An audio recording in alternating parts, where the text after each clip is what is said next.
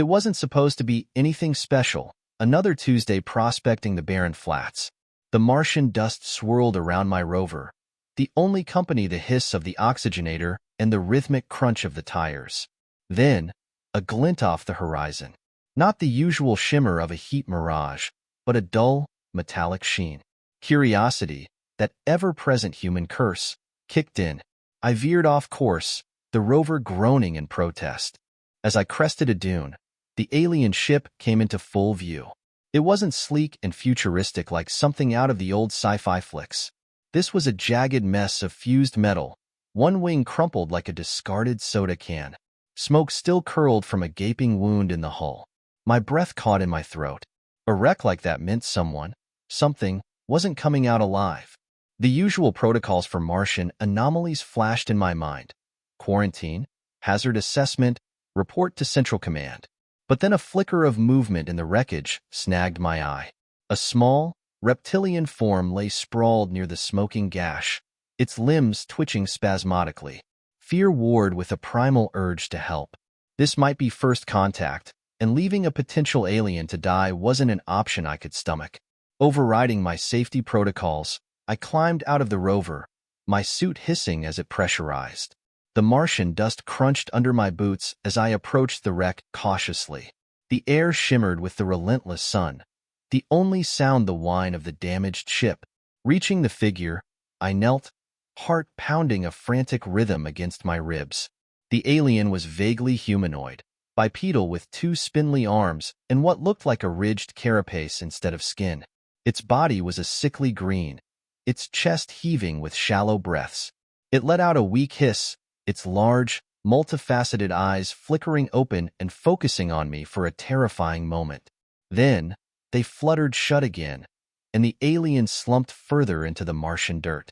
This wasn't how first contact was supposed to go. There were no grand pronouncements, no translator devices, just a dying creature on a desolate rock. I knew the risks, the potential for contamination, for violence. But as I stared at the frail form, a surge of determination filled me. I wouldn't be the one to turn back history on a technicality. I had to help, somehow. The alien's physiology was unlike anything I'd ever seen. Its carapace, cool to the touch, seemed to offer some protection but wasn't doing much for its labored breathing. My medical kit wasn't exactly designed for intergalactic visitors, but improvisation was a human specialty. I used sterile wipes to clear a patch of its chest, revealing a pulsating membrane beneath the carapace. It was a long shot, but I remembered reading about bioluminescent deep-sea creatures that used bioluminescence to signal distress. Fishing out a chemlight from my kit, I snapped it and held the glowing end near the alien's chest. The effect was immediate. Its eyelids fluttered again, the multifaceted eyes focusing on the green glow with a flicker of recognition. With a renewed sense of urgency, I rummaged through my kit, finally pulling out a syringe filled with a broad-spectrum antibiotic, a gamble, but hopefully one that wouldn't cause more harm. Locating a vein proved a challenge, but with a deep breath, I managed to inject the medication. The alien let out another weak hiss, this one different, less pained. Was it gratitude? The thought sparked a nervous laugh that echoed hollowly in the vast Martian emptiness. We were 1,000,000 miles from help, me and this injured alien, united by a syringe and a desperate hope for survival. The next hurdle, communication. My rudimentary Martian survival phrases wouldn't do here. I settled for the universal language of pointing, gesturing to the damaged ship and then back at the alien. Its response was a weak hand gesture towards a panel on the side of the wreck. My heart leaped. Was it a distress beacon? With a renewed surge of determination, I clambered through the jagged opening the alien indicated. The interior of the ship was a mess of twisted metal and sparking wires. But one panel blinked faintly, a pulsing red light begging for attention. It wouldn't be a clean fix, but my engineering skills, honed by years of fixing busted thrusters and malfunctioning filters, kicked in. I spent the next few hours salvaging parts from the wreck, guided by a combination of desperate hope and sheer human ingenuity. Finally, with a shower of sparks and a flicker of life, the beacon surged to life. A silent prayer escaped my lips as a green beam lanced skyward, piercing the Martian twilight. Exhaustion gnawed at me, the Martian chill seeping through my suit. The alien, who I'd started calling Xeno, for lack of a better name, seemed to be stabilizing. Its breathing was slower, and a faint luminescence pulsed beneath its carapace, a sign of its bioluminescent communication. Even with the beacon activated, it could be days, weeks, before a rescue ship arrived. The silence of the Martian night stretched on, broken only by the hum of my rover and the occasional hiss from Xeno. Curiosity gnawed at me. Where was it from? What had caused the crash? I rummaged through my emergency kit, retrieving a picture book from Earth, a collection of colorful animals and simple shapes. It was meant for children back home, but it felt like the least threatening way to initiate communication. With trepidation, I held the book out to Xeno. Its large eyes flickered over the vibrant images. To my surprise, a faint chirp escaped its throat, something between a hiss and a whistle, and it pointed a spindly limb towards a specific page. It depicted a swirling blue and green sphere. Hope surged Earth. Over the next few hours, using the picture book as a makeshift dictionary, rudimentary conversation unfolded. Xeno's species hailed from a distant star system, their ship on a scientific mission when it was struck by a rogue asteroid. Xeno was the sole survivor, his crewmates lost. Despite the language barrier, a bond began to form. We shared rations, the bland protein bars tasting surprisingly comforting under the alien sky. I showed Xeno pictures of my family back on Earth, their faces a world away yet strangely close in this desolate landscape. In return, Xeno used its luminescence to project dazzling constellations from worlds I couldn't even imagine. A day turned into 2, then 3. The Martian sunrise brought no sign of a rescue ship, but a flicker of hope remained.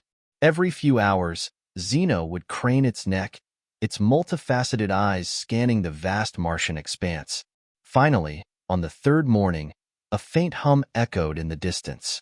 It grew louder, rising above the wind, until a sleek, silver ship materialized overhead. It wasn't what I expected. This vessel wasn't from Earth. It was sleek, streamlined, far beyond anything humanity had ever built.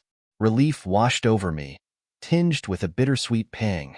My Martian adventure, my unlikely friendship, was about to end.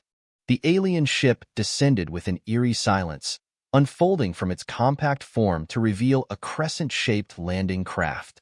A hatch on the underside hissed open, bathing the Martian soil in a soft, blue light. A figure emerged, tall and slender, with skin that shimmered like polished obsidian. This was it, the moment of truth. Xeno, sensing my apprehension, let out a low chirp and nudged my hand with its spindly limb. Taking a deep breath, I stepped forward, the alien book clutched tightly in my hand. The obsidian-skinned figure inclined its head slightly, its expression unreadable. Xeno chirped again, its luminescence pulsing faintly. After a moment, the alien being spoke. Its voice was a melodic hum that resonated in my bones, carrying a sense of inquiry. "He speaks for you," the voice echoed. I fumbled for the appropriate page in the book, finally landing on an image of 2 figures, one human, one vaguely reptilian. "Friend," I pointed to myself, then to Xeno, hoping they understood. The alien being hummed again, a deeper sound this time. Then, something unexpected happened. It reached out, not with a hand, but with a device that scanned Xeno's carapace. Data flowed across its surface, and the alien being tilted its head again. "He is injured, but stable," the humming voice stated. "His report indicates a gratefulness for your assistance." Relief and something akin to pride washed over me. Here, in the vastness of space, I, a lone human, had managed to make a difference. "We will transport him to our medical facilities," the alien continued. "He speaks of a homeworld called Earth." There it was, the chance I hadn't dared to hope for. "Yes," I said, my voice thick with emotion. "We can help you find it." A long pause followed. Then, the alien being hummed a new melody, one filled with a sense of possibility. "Perhaps," it said, "there is much we can learn from each other." A slow smile spread across my face. Maybe first contact wasn't quite what I expected. Maybe it was better. as Zeno chirped excitedly and the obsidian-skinned figure gestured towards the waiting craft. I knew this was just the beginning.